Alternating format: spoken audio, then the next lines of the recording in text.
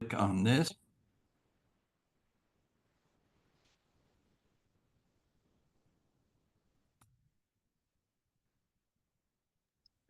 Okay, I will begin. I am Jordan and I am an alcoholic. I think I'm probably not alone in that regard, which is great. It's good to be with my people. It's good to be together with us. Jay, thank you for the invitation. When I heard that this was going to be recorded, my plan was to just lie my way through it and look great the whole way. And then a couple of my friends popped into the Zoom, and now my plan is foiled. And I'm going to have to tell the truth because they would give me hell for it if I tried to gloss things over. And I think that's the cool thing about this program is in getting to know people and in getting to be thick with with our tribe, with our people, with our friends, with our brothers and sisters. Then we gain accountability, and accountability was always something that I ran from. Um, I was always trying to surround myself with people who would just pat me on the back and laugh, no matter how much no matter how much disaster I caused in the world. It was merely an opportunity for us to laugh about it. And I was thinking, I had a really powerful day today, a really beautiful morning, and I wanted to talk about that. And then I was thinking back to what a rough time it used to be in the morning, coming off of a ton of alcohol. I did a fair amount of drugs too. I always like to keep it spicy if I could. And waking up with those drug and alcohol hangovers were horrific mornings. I had a ritual of sleeping as long as I could and then waking up and kind of breathing fire, just sort of, ah, that feeling. And and then getting on the phone with some friends who, at least in the beginning of the night, I remembered being with.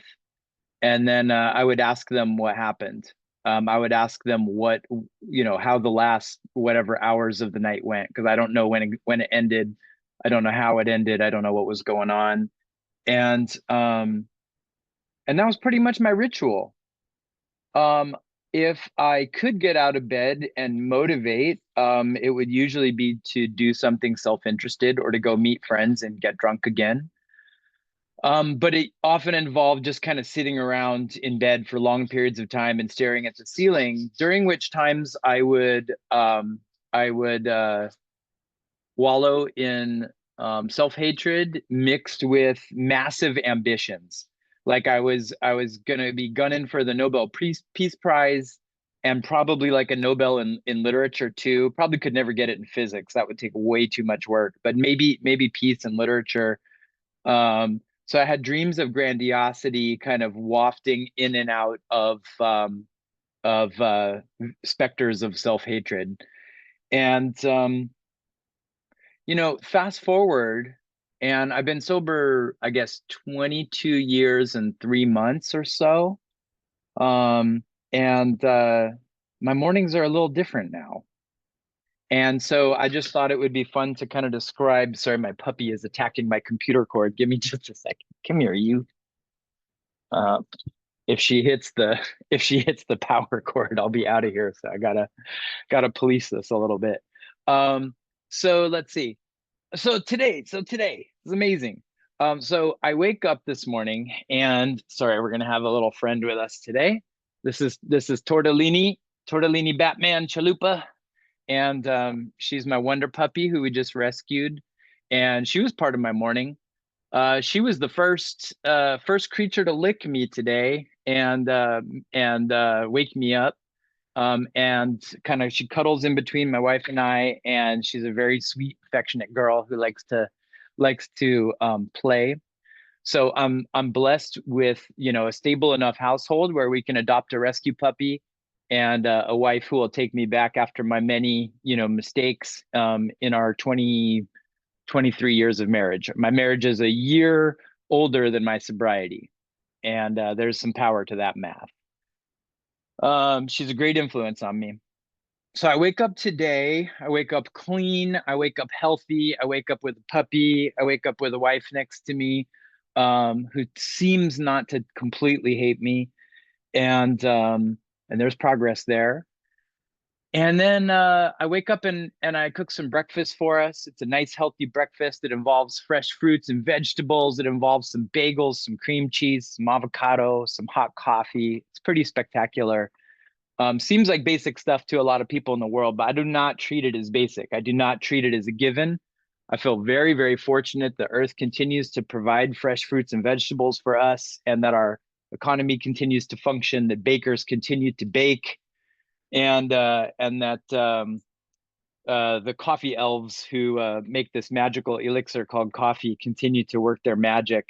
And it's a good morning. So um, I then went to I got in the car that functions with a license that is legitimate, and that has not always been the case in my life. I remember there were times after I graduated college, I became a high school teacher for a year, and my mom used to have to drop me off at the high school in the morning because I had no driver's license because it had been taken away after two DUIs. And I remember my high school students would be like, "Mr. Smith, was that your mom dropping you off today?" No, that was in some places in the world it would be normal to ride share or whatever, but in America, if you don't have your own car and your own license, you basically are a subhuman type of existence. So today I have my own car. Today I have my own license, and I drove to the Salvation Army and I picked up two men who I have the privilege of sponsoring. Um, One of them has 50 days sober. One of them got sober May 4th, so he's coming up on a month tomorrow. And I got to take them to a spectacular AA meeting in a giant, beautiful church with stained glass in Santa Monica, California, to a meeting called Bread and Roses that I know at least some of you on this meeting know.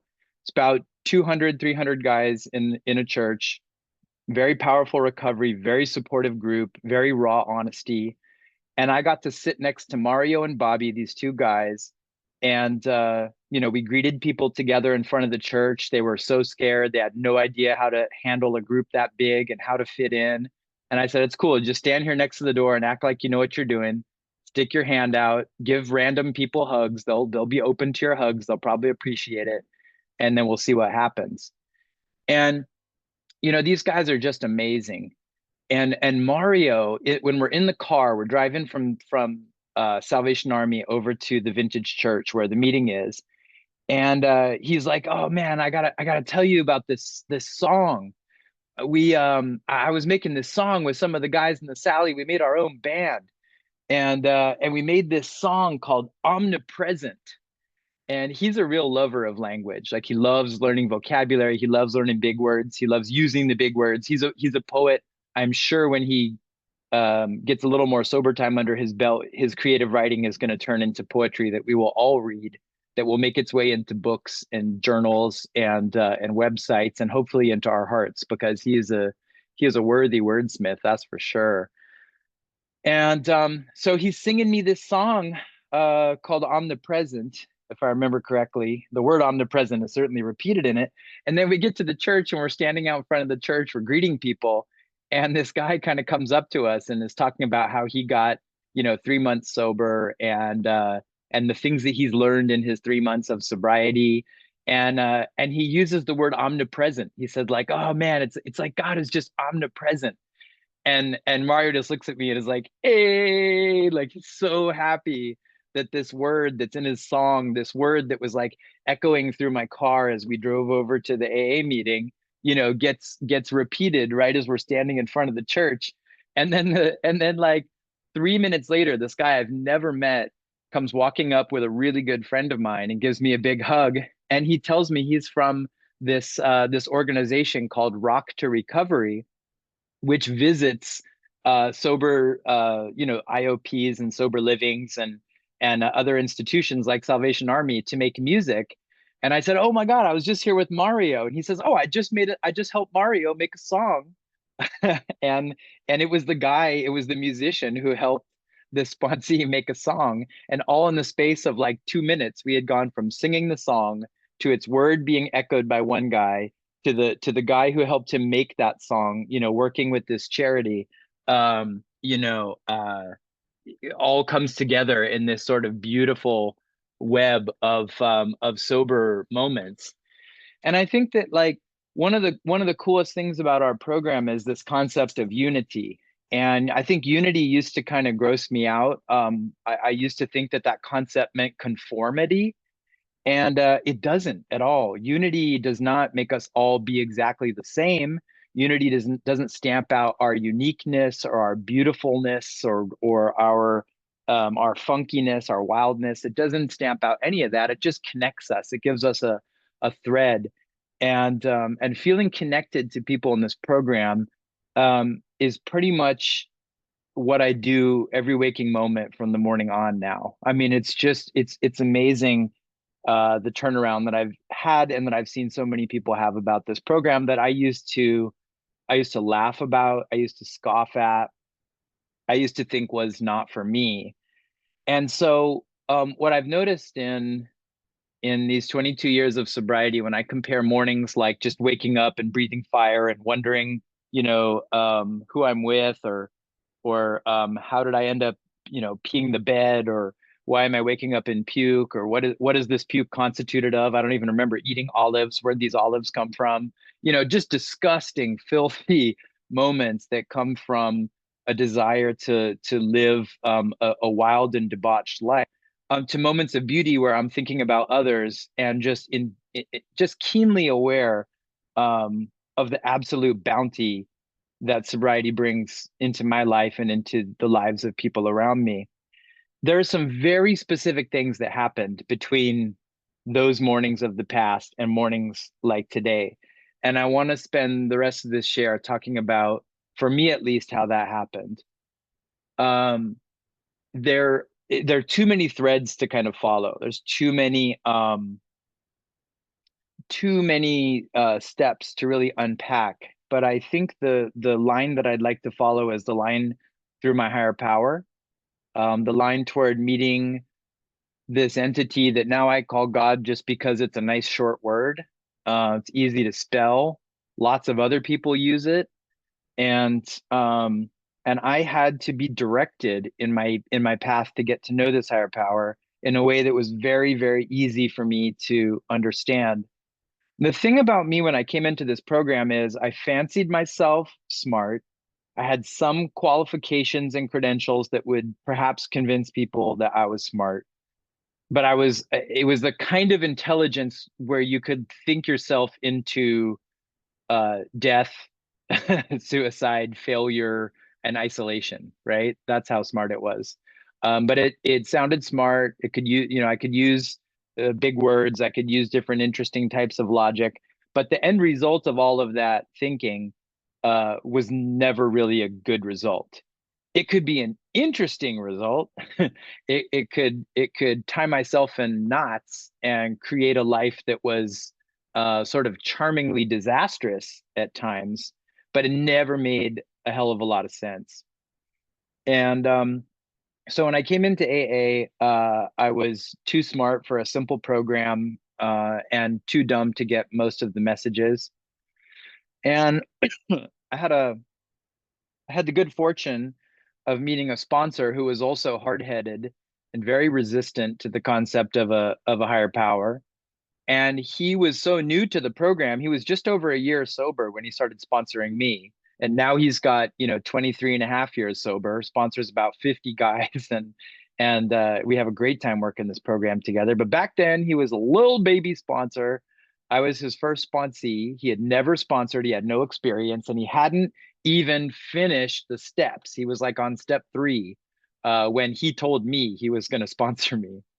And we somehow stumbled through. But what was interesting is that he was getting fresh, raw program from his legendary sponsor, Milton D, of LTFU fame. He started these meetings called LTFU, Lighten the F Up, and wrote a book on that with that title as well. And Skip was his sponsee and would kind of filter what he was learning directly to me. And the thing that when we came up against the higher power thing, and I just, I told him, yeah, I'm like generally spiritual. I believe in all that stuff, but I'm not going to talk about God. I'm not going to pray. That's kind of stupid. And I can't really tell you what God is, but but I'm sure it exists. I'm sure there's some kind of eternity out there. But I wasn't actually doing anything to connect with that higher power. I wasn't doing anything to demonstrate to the universe that I cared about eternity. Everything I did was temporary. Everything I did was for the now. Everything I did was momentary, and concerned, satisfactions of the moment. And so he said, "Well, look, let's just keep it simple." He said, "Why don't you pick three adjectives, three characteristics that you would want in a sponsor, and then call me." And so I did. I picked patient and present and positive. I picked patient because I thought, well, if he's going to be my sponsor, I want him to be patient. Someone who's impatient and pushy, I don't work well in those conditions. So then I said, present. I want someone who's there when I reach out, who's there to have a coffee with me, who's there to pick up my phone calls. I need someone who's present. And then I need someone who is positive, because I just don't want a sponsor who's negative, who's telling me like, if you don't do this, you're gonna die. Like I do. That's not how I function. I focus on the, if you do this, then here's what you can expect, or here's what you can hope for. Not the threats of like, if you screw up, you're going down. So patient, present, and positive. I told him these adjectives, and he goes, okay, now that has nothing to do with me. That has nothing to do with your actual sponsor. That was a trick. What you're going to do is you are going to imagine that God is the essence of those three adjectives. Okay. So anytime you're thinking about God or thinking about higher power, think about God as the essence of positivity, and that God is the essence of presence, that God is the essence of patience. And that's pretty abstract stuff, right? I was kind of like, wow, okay, I'm going to have to get poetic in thinking about what that stuff means.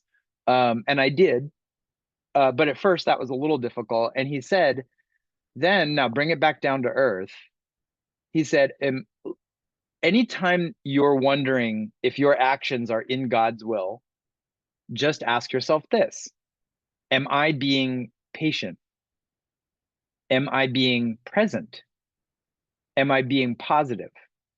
Right? And if it's a yes, then you're close enough to in God's will. It's not that God is, going to make you make this decision or that decision. There are many different actions you can take. You have free will, there's many different things that you can do. But just ask yourself with each action: am I patient? Am I present? Am I positive? And he's like, and you'll know when you're not. And it's very true. If anyone asks you, if anyone just like clicks the stop button, the pause button on your day at any time and says stop, and just asks you, where are you? Are you present? You will be able to answer immediately, oh, no, I'm not. I'm thinking about the life that I would have if I was over there. I'm thinking about the life I would have if I had that stuff, or if I had made this other decision.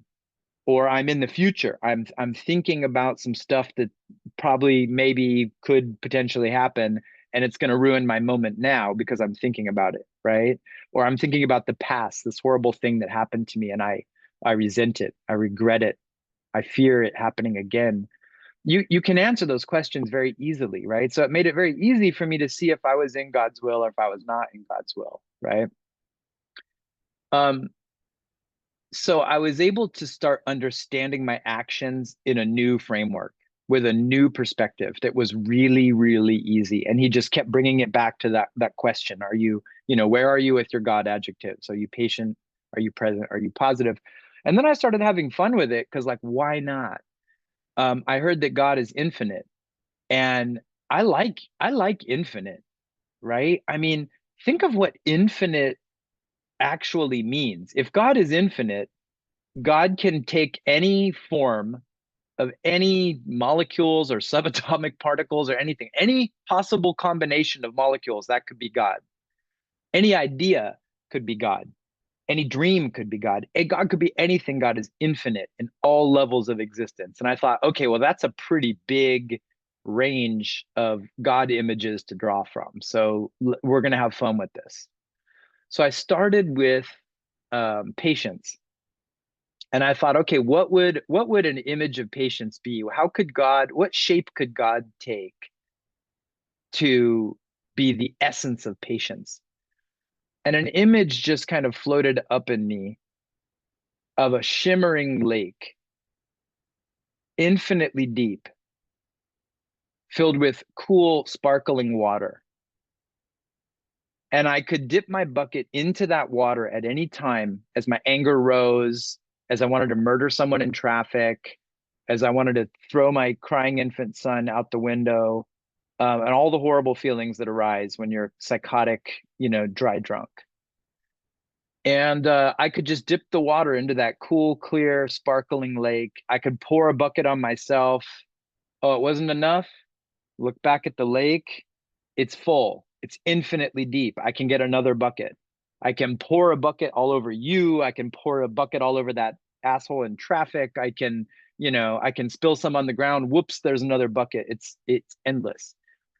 And so if I take some time to pause and focus on that lake, I have an endless supply, and training myself to do that is part of the actions of this program, to visualize this higher power and then to draw on that water, to remember to pick up the bucket, to remember to pour it on my head before I say that horrible thing, you know? And over time, as the adjectives really like settled in and I kind of learned them, like for example with presence, I after a while it was like, okay, well, God is definitely present. I no longer have any doubt about God being present. I feel it all the time because this is crazy. All I have to do is breathe and imagine a lake and I feel flooded with patience. That's mystical enough. That's proof enough. That's miracle enough for me to believe that this thing called God is present. Don't understand it yet. That's okay. I don't understand God in his totality, in its infinity, but I understand one little part of it, and that's a great start. So God is present. That means now I've mastered that adjective. I can bring in a new adjective. And I would just sort of sit and pray and wait for the adjective to arrive. And the next adjective that arrived was funky. And I was like, funky? What? And then I thought about that and I thought about what does that mean that God is the essence of funkiness, of being funky. And I thought about what does that mean to me? I thought about God as like a creator of this universe. God made stuff like tree frogs and flying squirrels and nebulas and black holes and protons and saxophones and humans and slugs and avocados, just like all like God made all this stuff that's so funky. He is a wild creator. That's so unique. That's so I could never do that. And I thought, but I could imitate that. I could imitate that. I could learn to be a little bit funkier every day. And what does funky mean to me? It means that I make stuff up and I create weird things and I be myself in my own way as long as it follows my principles, right? I don't be myself in a way that's like selfish and mean and self-interested. I be myself, right? I be myself in a way that is authentic and it's weird. I talk the way I talk. I walk the way I walk. I hold my hands the way I hold my hands. You know what I mean? I remember one time in junior high or high school or something, I was with my friends and I was just standing there and I was just like kind of holding my hand and like my wrist was hanging down. I like who gives a shit? That's just where I'm at. I don't know. It was comfortable. And then like somebody looked at me and like made fun of me for like holding my hand, in a way that was effeminate. And I was just like, what? How does what does that have to do with anything? I don't even get it. I felt like I just spent a lot of my life like not getting why people would trip about all this dumb shit. And I would trip about it because it was like I had learned from people, oh, you're supposed to care about that. That's one more thing you're supposed to be thinking about. You got to hold your hand the right way. You have to walk the right way. You got to talk the right way. You got to have this haircut. You got to do this. You got to play this sport. You got to go to this college. You got to get good grades, but not too good. And if you're going to get good grades, you should probably be a bad boy too. You should probably make sure you're drinking a lot. You should probably sell some drugs. You should probably do some hardcore shit so people don't think you're soft. I was always learning like what society wanted of me and trying to be 10,000 things at once, most of them contradictory, which is like just makes you go insane. And where was I? Where was my funky, authentic self? Right? Nowhere to be found. So I learned to be authentic. I learned to be myself. I learned to make life decisions that are aspirational, but also true to me, right? Like I don't have to accept a job that pays a ton of money if I don't agree with the value system. If I know it's going to crush my spirit, my spirit is not for sale, right? I would rather walk homeless. I would rather live in simplicity. I would rather live in poverty than sell that soul, or hurt that soul. It's a precious gift. And I learned that in this program how precious it is. And I went from funky into a period of life where I'd been in graduate school. We had two small kids, working like a dog, wife full time with the kids. Not an easy early sobriety, raising children and working full time while doing grad school. Hardly sleeping, stressing, anger, trying to get to meetings, but with a lack of sleep, it was so hard to make it happen. It was not an easy early sobriety. And finally, I finished a PhD. I became a professor. I started getting job offers. The job offers have not stopped. I got my PhD 15 years ago, and it's like it's been one thing after the next. And I new adjectives kept arriving one after the other over the years. By the time I was about 6 years sober, finally started sponsoring people. People started asking me to sponsor them and then sticking around and not dying, which was awesome. Um, and then I moved abroad for a job. I moved to Tokyo for a job with my family, and life got so wild and so rich and so interesting. The adjectives that arrived for the Tokyo years were interesting. They were exquisite and astonishing and versatile. And that was really cool because with versatile, I started to think about what does it mean to have a versatile God? And I thought, well, that's a God that can speak to me through everything. God can speak to me through any song that comes on the radio. God can speak to me through a red light or a green light. At a red light, God can tell me that red light means slow down and pause and watch other people go, right? It used to be that a red light meant, God damn it, and now with God on my side, a red light means pause and slow down and enjoy a minute here. Let other people go. Watch them have a nice day. They got to go places too. And a green light used to mean, slam on the gas, like go, like get out of my way, and because I lived in Los Angeles, that's how it goes. But but not now. Like now, a green light started to mean proceed with caution. You're in a large, dangerous vehicle surrounded by lots of people who are texting and drunk. It's on you to be the safe guy, and things started to change. I started to hear God in almost everything, in birds, in cats, in dogs. A light bulb works, I'm thankful for the light. A light bulb breaks, I'm thankful for the chance to take a trip to the store to get a new light bulb. I'm thankful that I don't have to smelt and forge a new light bulb. I'm very grateful someone else does that. It becomes, when God is versatile for me, it means I get to be grateful for all the forms that God is arriving in my life, and every day I would go to bed astonished because my higher power was astonishing. And as I said yes to more stuff, I became the editor of a poetry journal. I became a poet. I became a translator of poetry.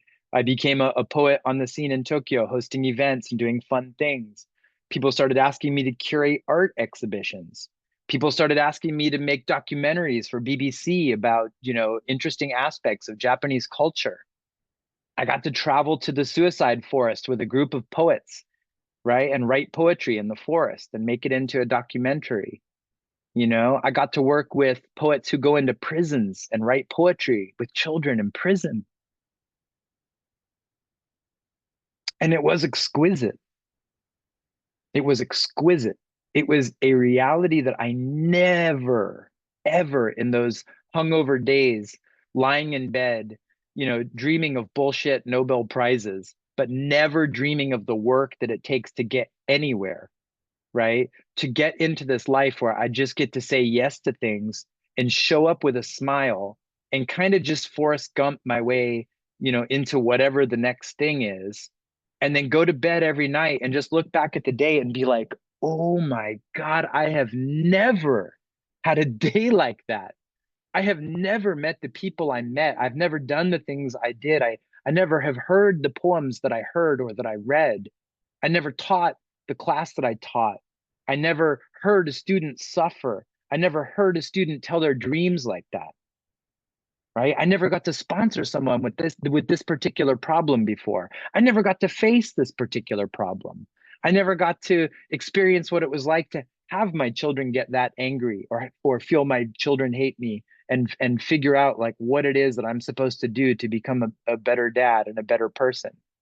I never so it wasn't all my point in saying that is that being experiencing the exquisite nature of God does not only mean that God showers me with rubies and ponies and four-leaf clovers and rainbows, but God showers me with opportunities to grow. And every one of those opportunities now, and I say this with all honesty, some of you who know what I'm walking through, um, you know that I'm 9 days out of 10, 9 moments out of 10, I'm welcoming these challenges. And then there's those moments where I'm like, God damn, this is hard. Should I even be trying this anymore? Should I not give up? This is kind of crazy how long I've been trying this stuff. But it's okay to have moments of doubts. That's part of the exquisite gift that my God gives me is having moments of doubt where I can stop and pause and I don't have to blow everything up just because I have a moment of doubt. I don't have to blow up my marriage because I have a moment of doubt. I have moments of doubt every day. I'm 23 years married.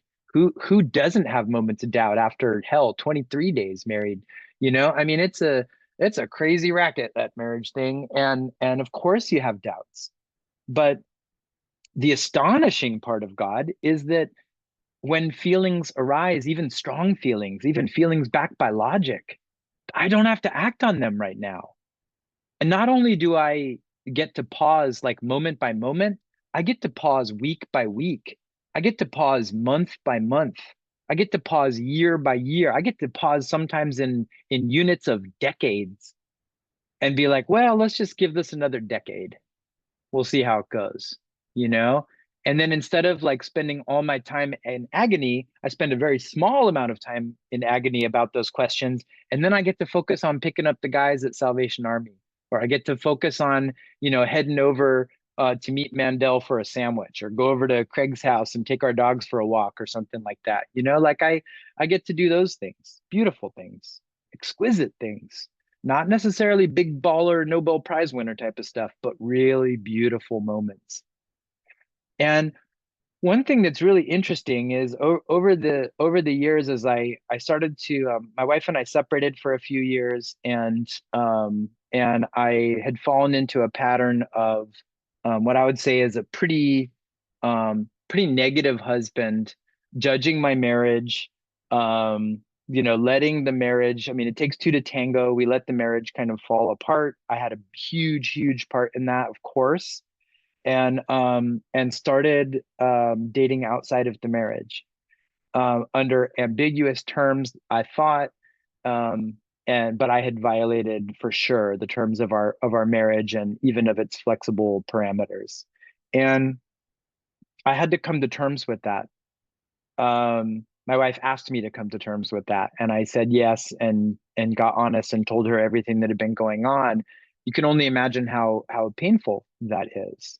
Um, and so to have a chance to work at that, to face that, to own that, to sit in the absolute pain that it is to throw my faults out on the table and not be like, okay, well, I did all this, but like, you know why I did this, right? Like, like you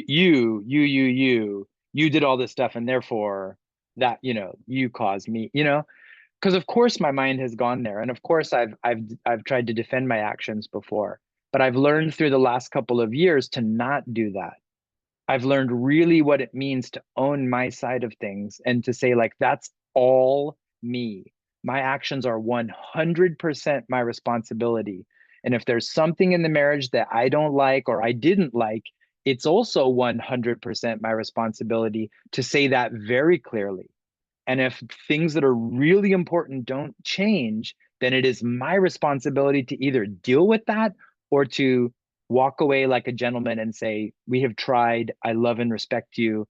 It seems like we're not going to be a good fit anymore, And instead, I tried to have my cake and eat it too.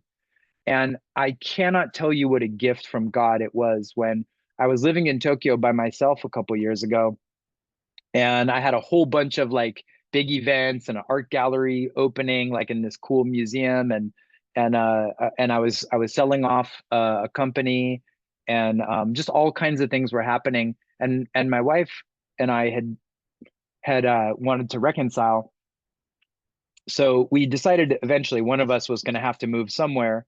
She did not have a job in Los Angeles, but she was raising the kids there, and I was in Tokyo, working and supporting both households. In many ways, it made more sense for her to move to be with me, but she wanted to be in Los Angeles where our kids were. And I just had doubts, doubts, doubts. God, how can this be the path? I don't have jobs in Los Angeles. I don't have anything in Los Angeles. What the hell would I be doing in Los Angeles? And I said, okay, listen, I'm going to set a date with my higher power for October 16th, 2023. And I'm going to wake up that morning after the art gallery opening and the poetry reading and all the big things that I had to get through. And that next morning, I'm going to wake up and I'm going to have this conversation with God, right? I mean, God, there's another amazing morning, right? I mean, what a way to wake up, not hungover, not thinking about myself, rising and shining to say, God, today I'm going to listen to you and whatever you tell me to do with my life, because I am absolutely at the crossroads today, here and now, and I will do what you ask. And it was like clear as a bell. This voice that I call God is like, I want you to go to Los Angeles. I want you to go to Los Angeles, and I want you to do this incredibly difficult thing, which is to face your problems, face the wreckage, see what you can do. I'm not saying you have to solve it. I'm not saying you have to fix everything, not saying you can, but you facing that and me being there with you for the difficult, daunting ascent of that mountain will give me, your creator, the most beautiful view that I can imagine having while standing next to you. 10 And I minutes. thank you so much, Jay. And at that point, I had enough experience with my higher power, thankfully, over years of, praying and years of trying and years of imperfectly knowing my God, that I could hear that voice. And I knew to listen to that voice. 1 hour later, I had an airplane ticket for 4 days later to move back to Los Angeles and to try again. I didn't have a job waiting. I didn't have much money in savings. I mean, literally like a 2 month prudent reserve. It was not a prudent decision. And when I moved back, I had friends from the sober community waiting for me. I had, surprise, surprise, my higher power seemed to be waiting for me in Los Angeles. And a few jobs opened up, just small little part-time things enough to pay the bills. And I've been back a year and a half, working with these God adjectives for this whole time since the affairs came out and since I started trying to heal the relationship on honest terms with my wife. Um, the adjectives that arrived were like terrible adjectives, like adjectives I did not want at all. Check this out. The God adjectives that I got for this period of time were consistent. I was like, consistent? That sounds like that's so corporate. That's so bureaucratic. Consistent, right? That sounds like what I'm going to be praying for my bowel movements when I'm 90. Like this is a terrible adjective. And then but God was like, yep, consistent. Then God said creative, which I liked. And I was like, okay, I will explore God as the essence of creativity, right? And then the third one I really hated, I almost kind of puked in the back of my mouth a little bit when this one came up. Vulnerable. Vulnerable. Can you believe that? God as the essence of vulnerability? I was just like, what does that even mean, man? You're not vulnerable. And then I thought about it a little bit, and I'm not Christian, but I've been to church for a few years, and I am leading a Bible study that a couple of the guys on this Zoom attend, and we are reading the Bible all the way through, cover to cover, Old Testament to New, all the Apocrypha, everything. But I don't like identify as Christian. But there are, I mean, I'm not dissing Christianity either. I'm a student of many religions, a genuine student of many religions, not a half-assed student, a real student of them. And one of the things that I thought about, God is vulnerable, is like if you believe the story of Jesus, it means that God put himself, divided himself into the body of Jesus, and then walked the earth as a man, a poor man in a violent time, and then allowed himself to be crucified, splayed open on a cross, while proclaiming the truth of love. Is there anything more vulnerable than that? And like, I'm not trying to say that like I've become Christ-like or that I have, that I really am like on a cross or anything like that. But it was a very humbling lesson to me to think like if God can be that vulnerable, that he can accept that kind of pain, that maybe I could walk through the healing process with my wife and maybe I could own my mistakes. And maybe when I get upset or when I get dismayed because my children are very disappointed with me and they have not really talked to me. My daughter has not talked to me at all and has blocked me from her life for a year and 8 months now.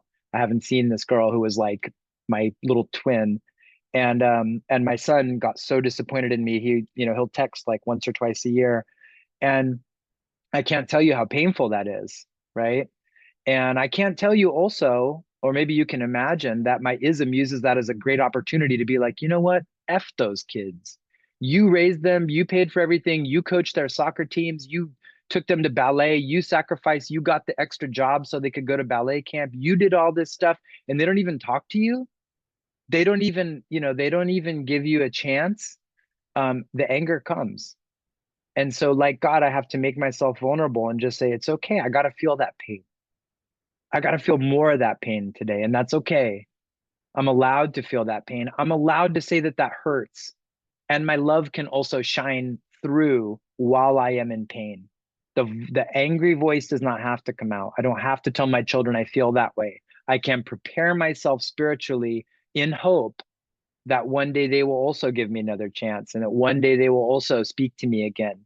And when that day comes, I will not say, you know what, you're disowned because you're disrespectful. And who taught you how to be a, son or a daughter? That voice will not be present. The voice that will be present is the voice of my higher power, a vulnerable voice that says, I'm really sorry once again for the stuff I did. If you'll give me a chance at it, I will be your loving father. I'll be here for you. And I've been on those adjectives for about a year and a half. And just recently, I'll wrap up with this, take maybe 2 minutes. A new adjective arrived that I don't understand. And I didn't understand it. And I've been cramming to understand it. It is eternal. And it occurred to me that God, whatever God is, must be eternal in a sense that God is beyond time as my little human brain can understand it. And I thought, like, well, what could I learn from the essence of the eternal? What could I learn? And why is it that I need more of that in my life? How am I not? gravitating toward the eternal. And once I started meditating on it, really thinking about it, man, in so many ways, because I love to write and I love to create. And I don't do that so many days because I'm afraid to. Because I think if I write this book of poetry, probably some critic will just like thumb it, thumb their nose at it and be like, oh, this is crap. Oh, look at this sappy stuff. It's like a Hallmark card. I have that voice. I have that critical voice inside me, and it crushes the eternal. It crushes the creative, and it will not appear. And when I have a choice between choosing eternal values, such as, pouring more love into the world, or the temptation of flipping through Instagram, scrolling for like an hour or two, I will succumb to the temptation to scroll because, hey, I'm a little tired. My brain's a little fried. I'm going to scroll for an hour, maybe 2 hours, and so I'm learning now, still one day at a time. God just does not stop revealing day in, day out, moment in and moment out, his eternal, infinite truths. And I am sure that I now have a couple handfuls of truths that I really grab onto, and that really are my guiding lights, my guide rails, my path, my footing, my warmth, my air, my water, my sustenance. I do have those things, but there are 10 billion others that I get to learn, and I get to learn them like one day at a time, thanks to this program. If I ever have a moment in my life where for a second I doubt that I'm an alcoholic and say, you know what, it's been 22 years. Seriously, you could have a glass of wine. Look, your wife's having a glass of wine, goes great with the lamb, you know. I and I I would never give up what I have for a glass of delicious poison. I just would never do it. I would never give up eternity. I would never give up the essence of being funky, exquisite, astonishing, versatile, consistent, creative, vulnerable, present, patient, and positive. I wouldn't give that up because I know that glass of poison will rob me of that, and the world needs that, and I need that. And so here I am today with good friends like you. If you're new and this all sounds like crazy hippy dippy tree hugger fruit loopy crap, just keep coming back and maybe little bits of it will make sense. And I think with that, I will just wrap up with one more round of gratitude for Brother Jay. Thank you so much for the invitation, and thanks everyone for being here today. Yay. Amazing.